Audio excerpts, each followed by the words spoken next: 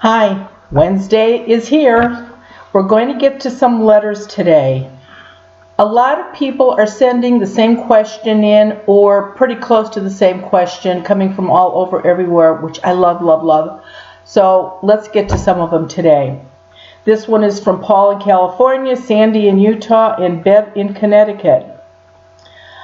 Mary Ann, my dad just passed. He wanted to be cremated. I have not dreamt of him yet. I am a Catholic. Will cremation matter? Well, we have one father, two mothers that have died. If the cremation is what they wanted, there's not an issue. It's people doing the opposite of what the deceased wants that could make them a little bit angry. That would, cause them not to cross over. But if that was their wish, then that's fine. And as most of you know that are Catholic, the church has changed its mind about cremation. It used to be only Florida and southern states that could cremate. Now the Catholic Church has said anybody can be cremated. So that's fine. Don't look for a dream for at least 6 months.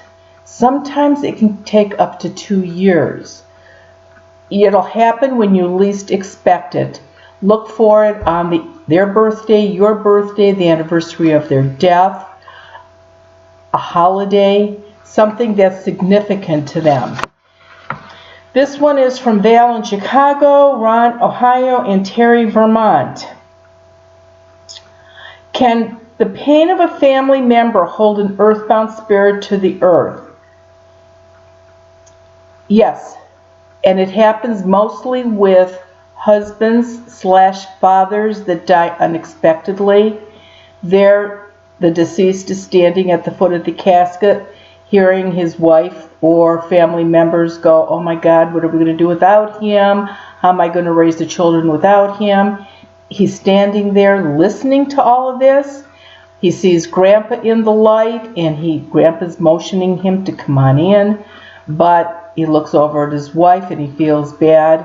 So that could be a reason why he stays. That's pretty frequent now, but years ago when somebody died, by the time the funeral director got them and they were embalmed and made ready for the viewing and people came in from out of town, sometimes the viewings would go 2 or 3 days and then the funeral, burial the next day. That gave people actually enough time to grieve. Unfortunately, you die today, you're shown tomorrow, and you're buried the next day.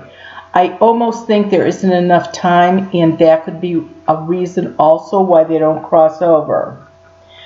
Another question from them: can an earthbound spirit choose to remain in the earthbound even after a medium has attempted to send the unwilling spirit into the light? Key word: unwilling. All the houses that I go into, I talk to the earthbound spirits that are there. They still have 2 choices. 1, I will make that bright white light that they can go into, or 2, they have to leave the house because the house is going to be protected and they won't be able to stay. I can't grab a spirit and throw them into the light. You have free will when you're alive. You have free will when you're dead. If you don't want to go to that light, you don't have to go. I've already been in houses where an earthbound spirit's been dead for 40, 50, 60, 70 years. They still don't want to go to the light. It's their choice what they want to do. Do earthbound spirits who die under the influence know they are dead? Absolutely. The spirit can look down and see the body and know that they're dead. They're standing at the foot of the casket, looking at themselves in the casket. Yes, they know they're dead. Are they happy that they could have possibly did something really stupid that caused their death? No, they're not happy about it. But yes, they absolutely know they're dead. Does their altered mental state from the alcohol or the drugs affect them for not going into the light? No. I think what she's asking is, or they're asking is, because they were drunk when they died or high when they were or drug overdose when they were no, it does not make any difference. Do generational curses influence the path of earthbound spirits? Not so much. Unless the person that died was the person that put the negative energy on somebody. Negative energy is put on by live people, not dead people. But I'll use myself as an example. Say that last week I decided to put negative energy on somebody.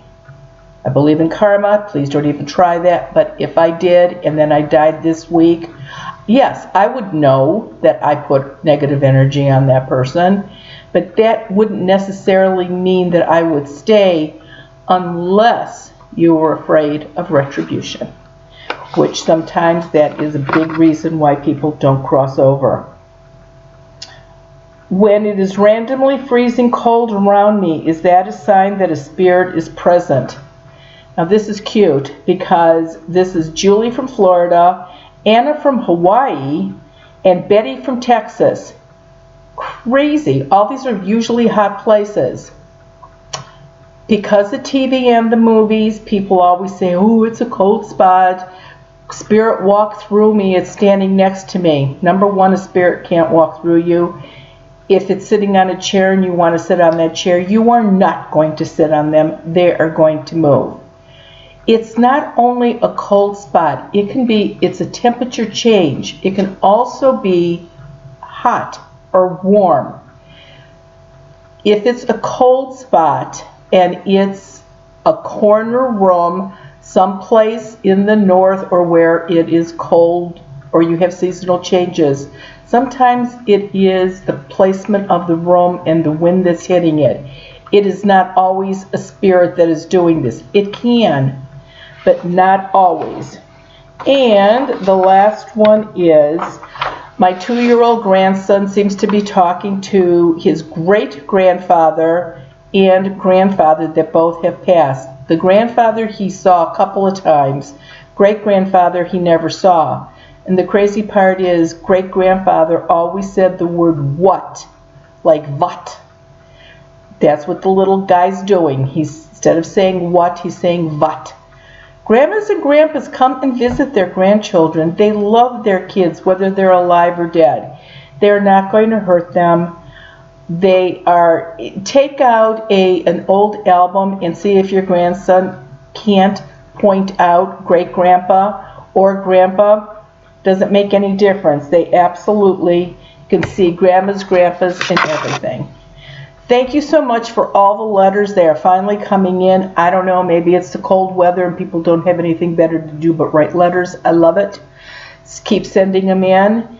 Please sign up for this also. I'm glad that you're watching these crazy things, but I really need you to sign up. Thank you so much. Keep warm. See you next week.